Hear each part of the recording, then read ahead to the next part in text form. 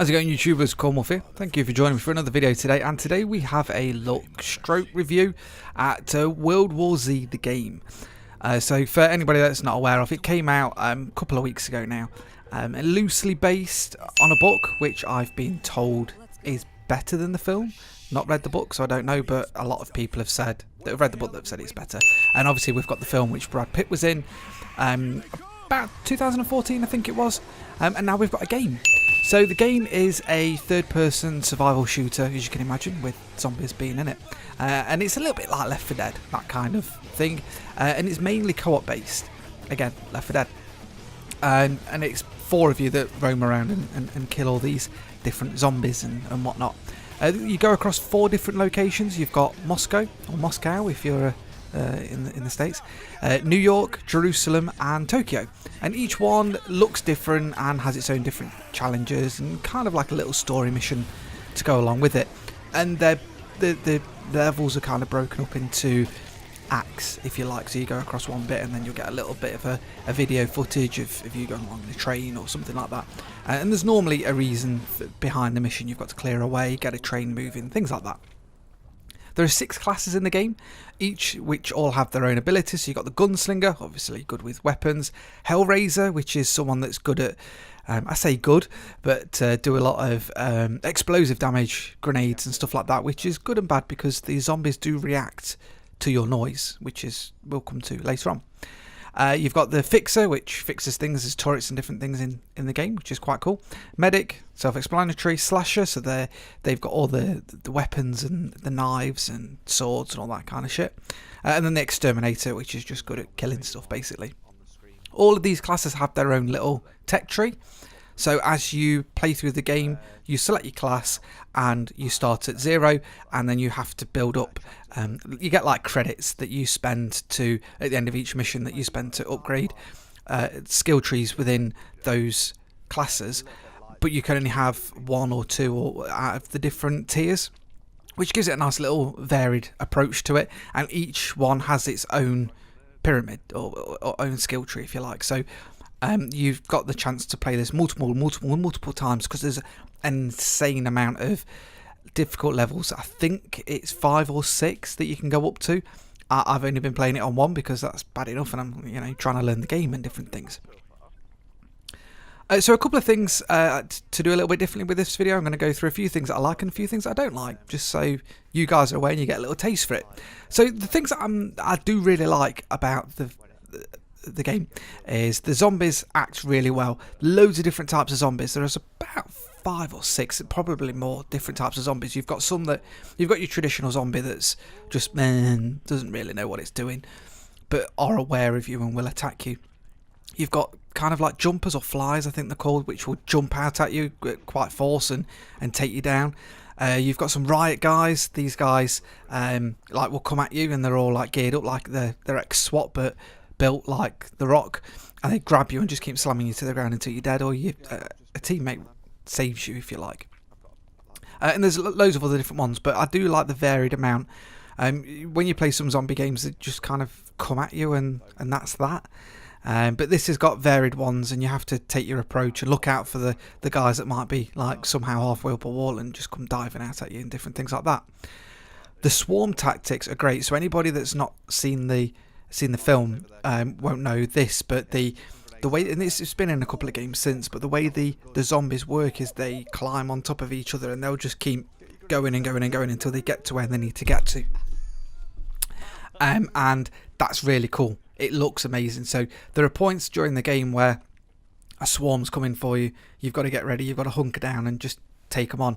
And what's quite nice is if you throw a grenade to the bottom of that pyramid that they've built up, it will just all fall. And the mechanics and that behind that, it looks really good, and the way it interacts is great. I really enjoy that. The overall gameplay while I'm on it is great. I really enjoy it. Very easy to pick up. You just have to get used to the buttons and where things are, but it doesn't take very long for you to go, right, let's get into it and do things. There are bits where you have to put down turrets and barbed wire and things like that, but very easy to pick up, very easy to learn, and it looks really good as well. The different areas, Moscow's traditionally, and it always is kind of thing, it's in the snowy area. Tokyo's got all the lights and different things, and obviously New York is New York. And it just looks really, really nice. And obviously Jerusalem's a bit more sandy and whatnot. But it's nice that you have kind of different characters acting out the different bits. And obviously Russian, you've got guys with Russian accents and whatnot. You're not the same people that are going around each location. It's like little stories in each of these cities, so you know how widespread this disease is, or whatever it is that's causing zombies to come out. So that's really, really good. The breach charges are really cool as well. So you pick up these breach charges throughout the game. You're like, well, what am I going to do with this? And basically, it's a funky way of it opening up a special area. So 9 times out of 10, you'll breach something and there'll be some really cool loot in there and different things for you. And sometimes, boy, do you need it. You need to find those breach charges and open those doors just to give you an extra step up should you be attacked, because some of the swarms come at you and they come at you hard from lots of different directions. So that's really, really cool. And then finally, friendly fire. There's friendly fire on here.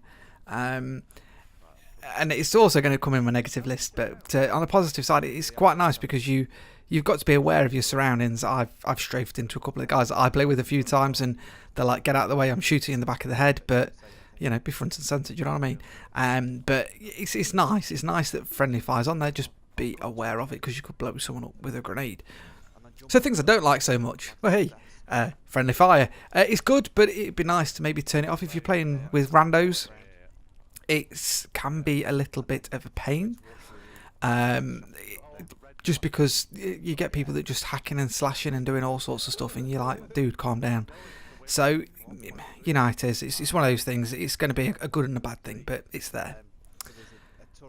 Having to play in a group co-op. So the game has got a single player. And it's okay, but where's the fun in that? And it's a bit strange how it works. Co-op in the game works fantastic, and I love it, but you have to have some mates with you. If not, you've got to play with randos, which is a bit of a pain. You normally get McRunny that just wants to power through the level and get done, and you get one guy that just wants to sit at the back and not do a lot. So it can be a little bit annoying that you've got that intrusion, if you like, in your game. And no matter how many people are online, I'm not sure if this is something they're looking at bringing out, but you can't have a private party either. So, well, not party, but private game. So if just 2 or 3 of you are online and you think, yeah, we're going to take these down, just the 2 of us, then yeah, why not let you do that? Why do I have to have random people in, or can I not just have a couple of AIs that will pull the weight but aren't going to run off and nick all the loot and different things? And that's a kind of like another point to raise, is the loot drops. The loot drops are great. You pick up chainsaws, bazookas, different weapons that you can, because each of the weapons has like a little skill tree where you like upgrade a weapon as you go along. So sometimes you might go, oh, next time we find one of these with your mates, you know, I'm the guy on the machine guns, someone else is on the shotgun, someone else might be doing something else, and you can make sure that you go, oh look, I found this for you. You can't do that with random guys, especially if they're not on the headset. So that is a little bit annoying, and it would just be nice just to play it with a couple of you and make it harder, if you like, or scale it to the amount of people that's in there. But it's not saying it's a bad thing or a bad game, it's just a couple of things that I would like to tweak. So just to kind of wrap this video up, because I'm keeping it fairly short and sweet, you guys don't want me rambling on too long. Would I recommend this game? Yes, I would. It's a lot of fun, but it's better when you've got a group of people, or you know more people online that have got it, so you can play with them. Unless you like playing with random people and just having the experience, then great. It sounds amazing, it looks great, and it's loads of fun to play. But it's more fun when you've got a group of you playing it, and you just, you know, you're all crapping yourself because there's all these zombies coming flying at you and different things, and you're just ploughing them down, and you don't know when it's going to end and things, and they come at you from all directions sometimes. So you need that coordination as well. So I definitely recommend the game. It's loads of fun to play. You just need a few friends that are going to play with you and go through that as well. And it's reasonably priced as well. I think it's £20-30 as well. So it's not going to break the bank if you're not that keen on it. Wouldn't be surprised if it turns up on PSN and Xbox Game Pass or Gold at some point.